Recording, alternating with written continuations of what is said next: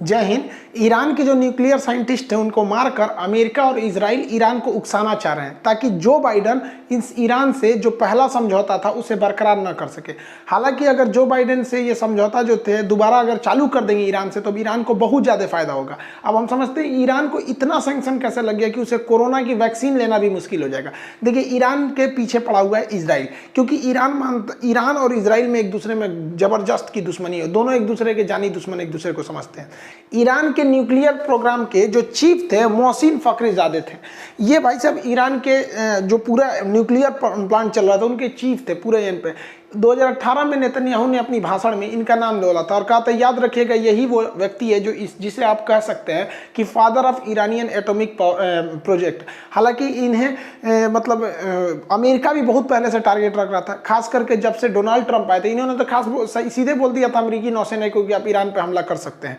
ये लोग उकसाना चाह रहे हैं इसको। हालांकि अगर आप देखेंगे तो ये बहुत सुनियोजित तरीके से इन पर हमला किया गया था। ईरान की राजधानी है तेहरान, वहाँ पे अस्बाल्ट नाम का एक शहर है। उस शहर से ये गुजर रहे थे फखरीजादे। ये अपने मतलब ससुराल जा रहे थे घर से वहाँ पर किसी पार्टी को अटेंड करने के लिए। तो रास्ते में इनका एक गोलंबर से गाड़ी घूमी थी। अगर यहाँ देखेंगे तो ये बीच वाली जो गाड़ी है ना ये वैज्ञानिक फखरीजादे की है। इनके आगे एक बॉडीगार्ड की गाड़ी थी और पीछे थी। तो पीछे वाले बॉडीगार्ड के पास एक ट्रक था जिसमें ब्लास्ट कर गया। ब्लास्ट से ये वाला जो बॉडीगार्ड की गाड़ी थी ये भी डैमेज हो गई और अचानक से ऑटोमेटिक गन से गोली चलने लगी। और ये कहा गया है कि वहाँ 12 से 13 मिलिटेंट उतरे थे, लेकिन जो गोली चल रही थी वो रोबोट के थ्रू ऑटोमेटिक चलाई जा रही थी। और इतना सुनियोजित था कि पूरी तरह से उनको पता था कि कहाँ से जाएंगे। गोलंबर के पास ऑलरेडी इनका इंतजार किया जा रहा था। और यहाँ पर जैसे ही ये पहुंचे इलेक्ट्रिसिटी काट दी गई, सीसीटीवी कैमरे को काट दिया गया, सिक्योरिटी वगैरह कुछ नहीं थी, यहाँ पर आराम से उड़ा दिया गया। और इसमें गलती क्या हुई थी इन लोग से कि ये बाहर आ गए थे गाड़ी के घबरा कर, तो उनके सीने पे गोली लग गई थी। इसके बाद इन्हें हेलीकॉप्टर की मदद से पास के हॉस्पिटल पे ले जाया गया, लेकिन वो ब्रॉड डेथ घोषित कर दिया, मतलब डेथ ही लेके आई है थे यहाँ पर।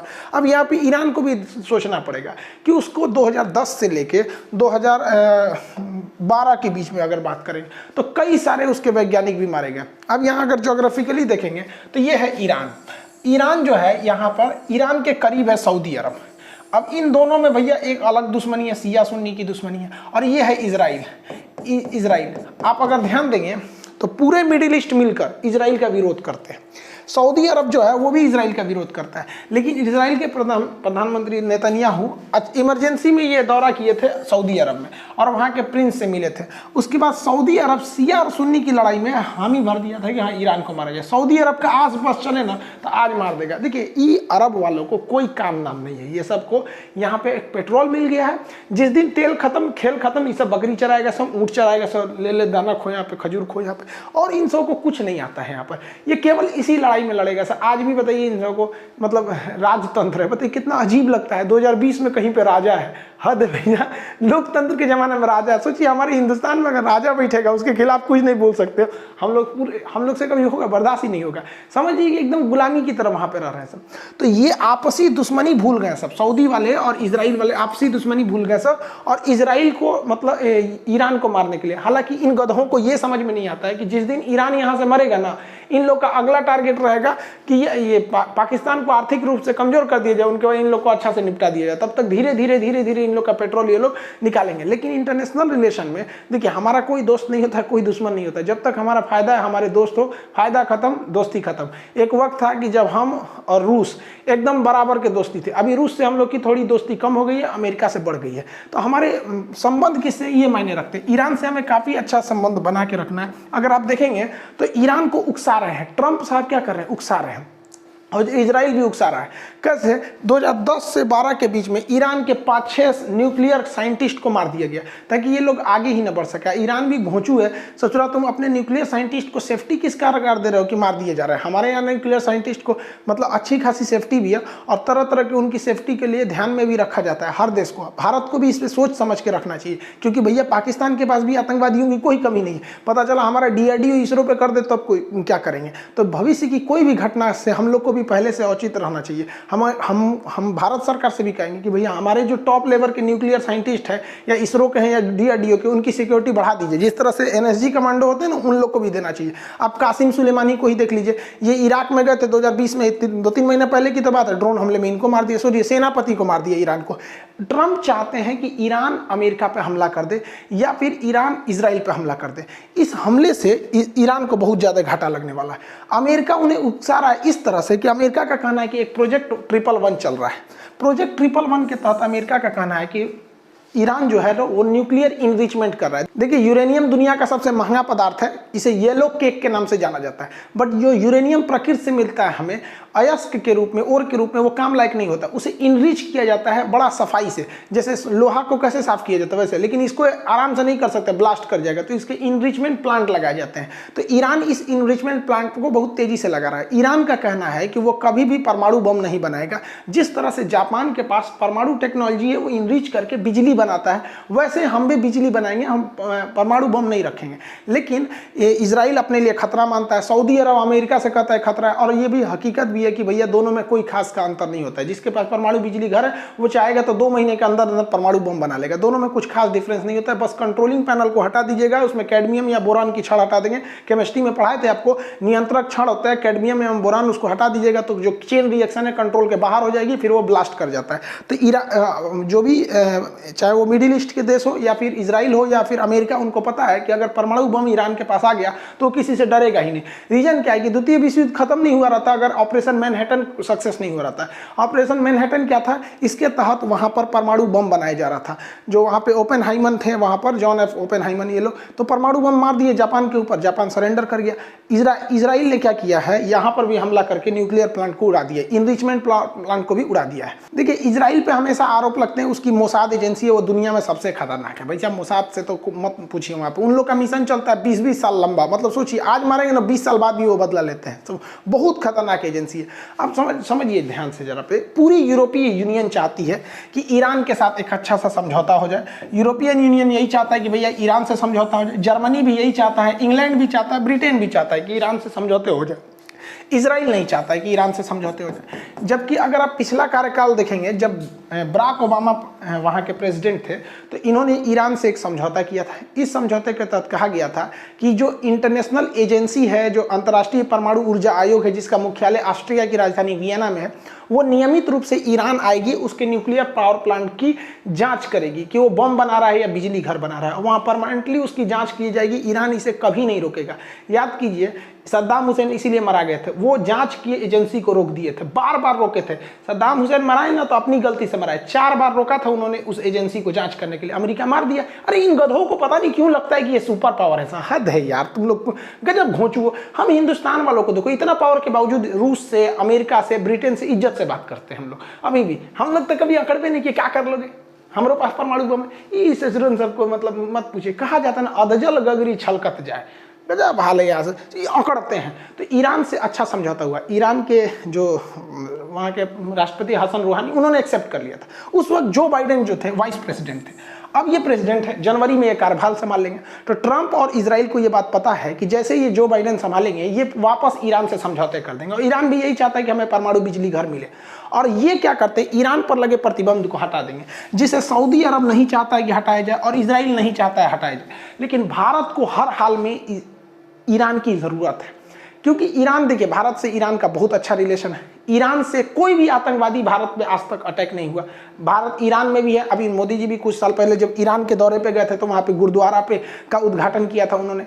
तो भारत का अच्छा रिलेशन है। इसके अलावा देखिए, अगर ईरान से सैंक्शन हट जाएंगे, प्रतिबंध हट जाएंगे, तो हम लोग आज के वक्त में यहाँ से जाते हैं, पेट्रोल लेकर आते हैं, मुंबई उतारते हैं। अब एक बात बताइए, आपको प्यास लगी है, आपको कह दिया जाएगा कि जाइए भाई यहाँ से लेके आइए। आप इस अपने घर की बात कीजिए ना, आपको पानी टंकी ऊपर लगा है, बार बार वहाँ से पानी लाइएगा तो कितना तकलीफ है। एक बार खर्चा कीजिए पाइपलाइन बिछवा लीजिए, टोटी किचन में दे दीजिए, बाथरूम में दे दीजिए, झमेले खत्म। वैसे ही भारत क्या करेगा, अगर यहाँ से सैंक्शन हट जाते हैं तो यहाँ से हम लोग क्या ला सकते हैं, डायरेक्ट हम लोग गैस पाइपलाइन और पेट्रोलियम पाइपलाइन ला सकते हैं। क्यों? क्योंकि हम लोग ने तुर्कमेनिस्तान से लाए हैं, तुर्कमेनिस्तान, अफगानिस्तान, पाकिस्तान, इंडिया, इसी को कहते हैं ना तुर्कमेनिस्तान, अफगानिस्तान, पाकिस्तान और इंडिया, शॉर्टकट में पढ़िए ना तो तापी गैस पाइपलाइन इसी को कहते हैं। यहाँ से आ गया, लेकिन हम लोग को कुछ लोग कहते हैं कि भैया नहीं पाकिस्तान सुरक्षित नहीं, तो यहाँ कैसे आ गया? तो अमेरिका के दबाव में भारत को ये कैंसिल करना पड़ा था यहाँ पर। तो पहला तो हमारा ये पाइपलाइन चालू हो जाएगा। दूसरा कि यहाँ पर हम लोग ग्वादर पोर्ट जो है, यहाँ पर अमेरिकी सैंक्शन की वजह से, हम एक वीडियो में भी बताए थे कि भारत बहुत कम पैसे लगाने की वजह से ईरान ने कहा कि भैया हम अपने से क्या बना लेंगे, यहाँ रेलवे लाइन बिछा लेंगे।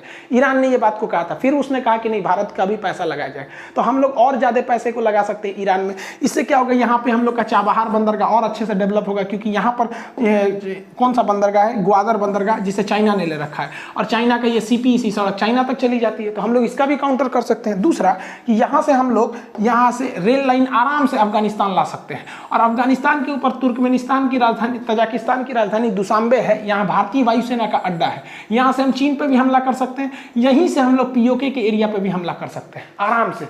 तो हमारे लिए तो बहुत जरूरी है भाई साहब ईरान का बचा रहना। हमको क्या मतलब है इससे, तुम क्या कर रहा है, हमारे देश को फायदे से मतलब है। और सबसे बड़ा दिक्कत देखिए इंसानियत की दिक्कत, कि सैंक्शन की वजह से ईरान को कोरोना की वैक्सीन भी नहीं मिलेगी। अरे यार ये तो गलत है।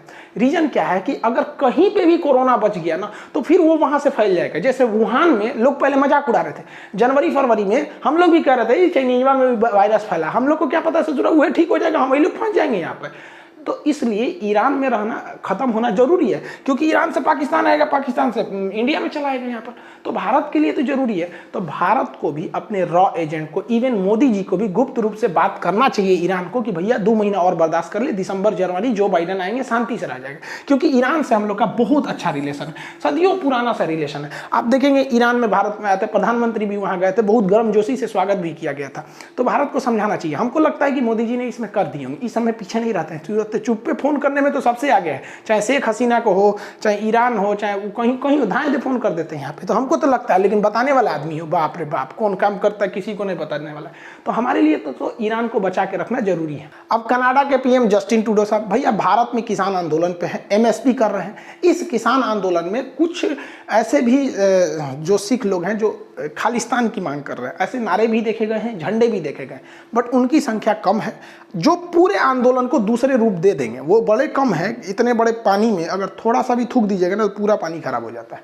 तो वही बात होता है कि भैया आंदोलन किसानों का है, लेकिन अगर उसमें थोड़ा सा भी आ जाएगा ना तो भैया मीडिया या गवर्नमेंट तो को बहाना मिल जाएगा वहाँ पे। और इसमें आग का घी काम कर दिए कनाडा के पीएम। इन्होंने स्टेटमेंट जारी किया है कि हम पूरी दुनिया में मानवता के प्रहरी हैं, रक्षा करते हैं, कहीं पे भी सबको अधिकार है अपना विरोध प्रदर्शन का, किसानों पर ऐसा अत्याचार नहीं होना चाहिए। आप मर गए थे क्या, सुतल थे जब नाइजीरिया में मार दिया गया 110 किसानों को? एक कोई स्टेटमेंट आया आपका?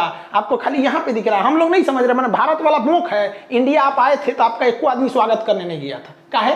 क्योंकि आप जो है वो खालिस्तान विरोधियों के लिए, खालिस्तान वाले जो अलगाववादी उनको बढ़ावा देते हैं। अपने से बेचारे ताजमहल घूमने गए थे, अपने से गए थे अमृतसर घूमने के लिए, हम लोग ने छोड़ दिया था। एक्चुअली रीजन क्या है कि कनाडा में इनको चुनाव जीतना है, और कनाडा में सिख कम्युनिटी एक बहुत बड़ी संख्या में है वहाँ पर कनाडा में। तो इन ये क्या करते हैं, हमेशा सिख कम्युनिटी के बीच में चर्चा का विषय रहते हैं यहाँ पर। तो इनको चाहिए वोट, भाड़ में गया भारत की मामले यहाँ पे। तो भाई साहब आप इंडिया में ही उधरे रहिए, इधर ज़्यादा दिमाग मत लगाइए, जाके देखिए यहाँ पर। हम मानते हैं, आपकी इज्जत करते हैं कि आप हर धर्मों की इज्जत करते हैं, हमारे सिख धर्म की परंपरा को भी मानते हैं, सिख लोगों की हम लोग भी इज्जत करते हैं, चाहे वो कोई भी गुरु का लंगर हो। अभी भी हम लोग यही कहते हैं कि हमें भी ये विश्वास है कि अगर कोई भूखा है तो गुरुद्वारा में जाएगा, उसे खाना मिलेगा।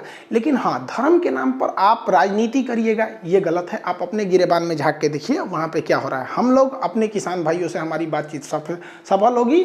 अब देखिए इसमें गवर्नमेंट भी से और किसानों के बीच बात चल रही है, हालांकि बात बहुत ज़्यादा आगे नहीं बढ़ी है। आई होप आप इसे समझे होंगे। देखिए रेलवे के एग्जाम्स आ गए हैं, एप्लीकेशन जो है खान सर ऑफिशियल डिस्क्रिप्शन में लिंक है उसका, उस पर एडमिशन एनटीपीसी और ग्रुप डी के लिए चालू कर दिया गया है वहाँ पर, जो बंद कर दिए गए थे एडमिशन को वगैरह को।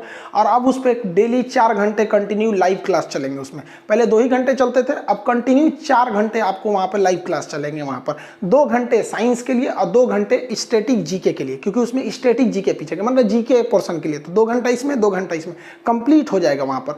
और जो कुछ जरूरी चीज़ें होंगी वो आपको एप्लीकेशन पे सूचना दे दी जाएगी। आई होप आप इसे समझेंगे। मिलेंगे नेक्स्ट क्लास में। जय हिंद।